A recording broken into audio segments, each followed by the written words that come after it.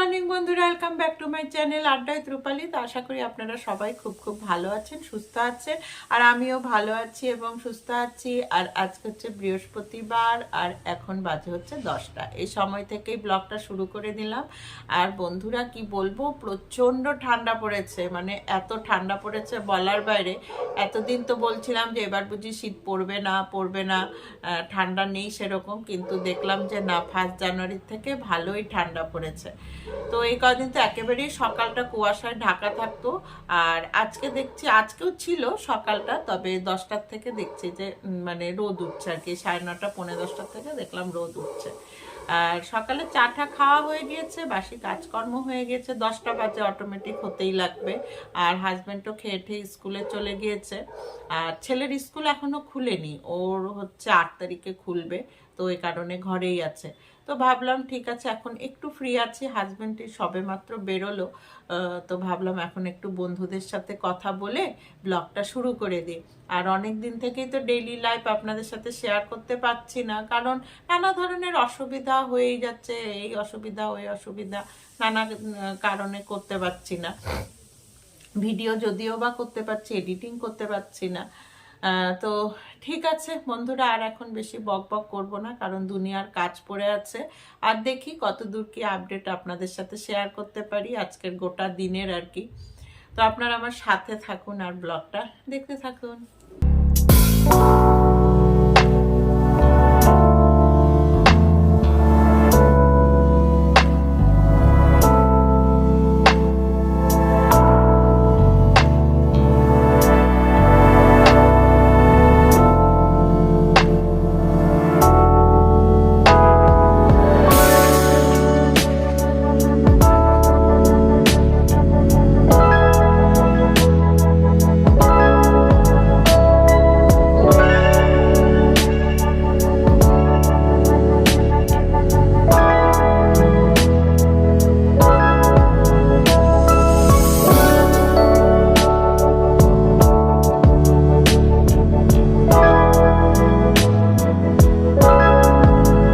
এই যে আমাদের ব্রেকফাস্ট রেডি, লুচি আর সুজি।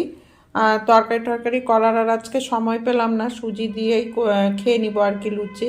আর হাজব্যান্ডও এই খাবারই খেয়ে গিয়েছে, ওকে আগে ফটাফট করে ভেজে দিয়েছিলাম, তারপরে এই যে এখন আমি আর ছেলে খাবো আর কি। তো ঠিক আছে বন্ধুরা, ব্রেকফাস্টটা করি। আর এই যে আজকের বাজার করেছি হচ্ছে, এখানে আলু নিয়েছি, আর এখানে একটা বাঁধাকপি নিয়েছি, ছোট দেখেই নিয়েছি কারণ ঘরে আছে, একটু কম হবে দেখে ছোট্ট একটা বাঁধাকপি নিলাম। আর এই যে ধনে পাতা আর হচ্ছে বেগুন, এই বাজার করেছি আজকে, কারণ ঘরে আছে, এইটুকু দরকার ছিল তাই নিলাম। আর এখানে মাছ আছে, 2 রকমের মাছ কিনেছি, এই যে পাবদা মাছ নিয়েছি আর হচ্ছে বাটা মাছ নিয়েছি। বাটা মাছটা আজকে রান্না করব, আর এর সাথে 2টো পাবদা মাছও রান্না করব, কারণ ছেলে বাটা মাছ খেতে চায় না, সেই কারণে না বাটা মাছটা আমাদের বেশি খাওয়াও হয় না, ছেলে খেতে চায় না দেখে কাটা বেশি থাকে, কিন্তু আমার খুব ভালো লাগে। তো আজকে এই বাটা মাছ আর 2টা পাবদা মাছ দিয়ে রান্না করব, আর বাকি পাবদা মাছটা রেখে দিব।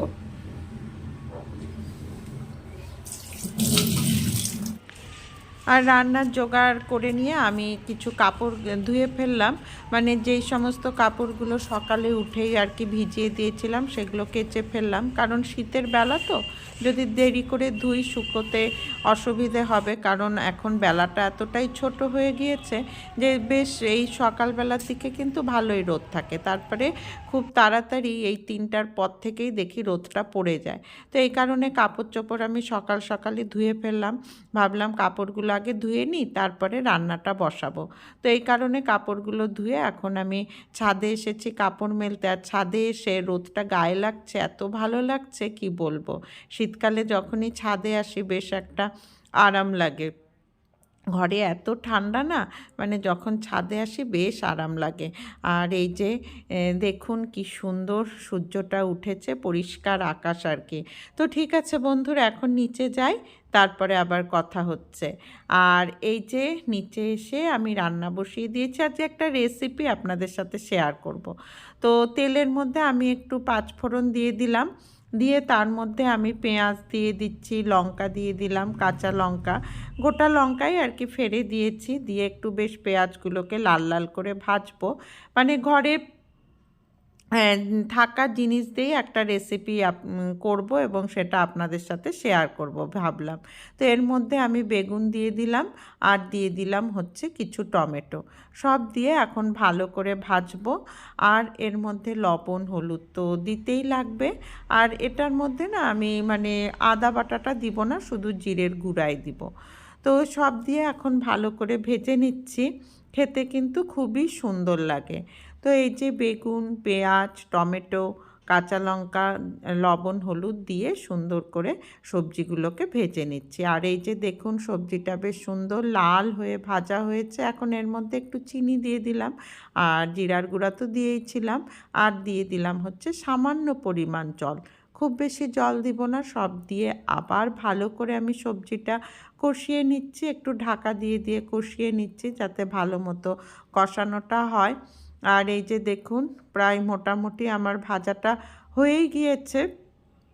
এখন আমি এর মধ্যে একটু তেল দিব ভাবছি, কারণ তেলটা মনে হচ্ছে কি একটু কম হয়ে গিয়েছে। আবার যদি কাঁচা তেলের গন্ধ করে, এই জন্য আমি সবজিগুলোকে মানে বেগুনগুলোকে একটু সরিয়ে নিলাম, সরিয়ে মাঝখানটা ফাঁকা করে তেলটা দিয়ে দিলাম। তেলটা দিয়ে তেলটা একটু গরম হয়ে নিক, তারপরে আমি এর মধ্যে দুটো ডিম ফেটিয়ে দিচ্ছি।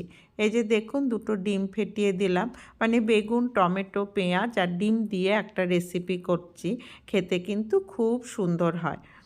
তো আশা করি আপনাদেরও ভালো লাগবে, একদিন একটু ট্রাই করে দেখতে পারেন, খুবই সুন্দর হয়, খুবই মুখরোচক হয়। এক এক সময় সর্দি জ্বরটার হলে মুখটা কেমন সেদ্ধ সেদ্ধ হয়ে যায়, তখন খেতে কিছু ভালো লাগে না, তখন যদি এই রেসিপিটা করে গরম গরম ভাত দিয়ে মাখিয়ে খাওয়া যায় না, খুব ভালো লাগে। আমার তো প্রচণ্ড ভালো লাগে, আমি মাঝে মাঝে এটা করে খাই, মানে সমস্ত ভাতই এটা দিয়ে খাওয়া হয়ে যায়, আর অন্য কিছু লাগে না। তো বন্ধুরা একটা কথা বলার ছিল, আমার একটু সর্দি কাশি হয়েছে, তো এই জন্য গলাটা যেন কেমন ফ্যারফ্যার করতেছে, তো আপনারা কিছু মনে করবেন না, ভয়েসটা কেমন হচ্ছে ঠিক বুঝতে পারছি না। আর এই যে শেষে একটু ধনেপাতা কুচনো দিয়ে দিলাম, তারপরে আবার সব নাড়াচাড়া করে আমি এটা নামিয়ে নেব। তো বন্ধুরা আশা করি আপনাদের এই রেসিপিটি ভালোই লাগবে।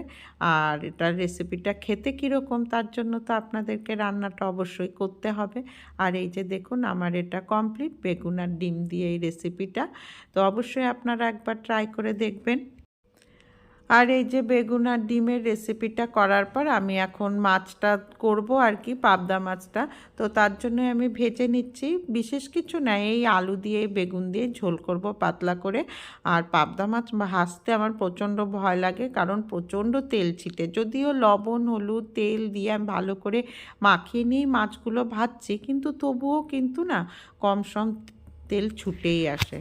আর বন্ধুরা এই যে এখন খেতে বসবো, তার জন্য ভাত বেড়ে নিয়েছি, যেটা হচ্ছে ছেলের ভাত আর এটা হলো আমার ভাত। আর এই হলো সেই আইটেমটা, বেগুন আর ডিম দিয়ে করেছি, এটা তরকারি বলবো না ভাজা বলবো ঠিক বুঝতে পারছি না। আর এটা হলো মাছের ঝোল, ঝোলটা একটু শুকিয়ে গিয়েছে আজকে, এদিকে কাজ করছিলাম তো, আর এদিকে দেখি ঝোলটা শুকিয়ে গিয়েছে। তো বন্ধুরা বেগুন ডিমের এই রেসিপিটা এবং পাবদা মাছের ঝোল দুটোই খেতে খুব ভালো হয়েছিল, মানে আমার ভালো লেগেছিল, ভালো হয়েছিল কিনা ঠিক বলতে পারবো না। তো সেই সাথেই আজকের ব্লগটা শেষ করছি, তাহলে রাখছি, ধন্যবাদ।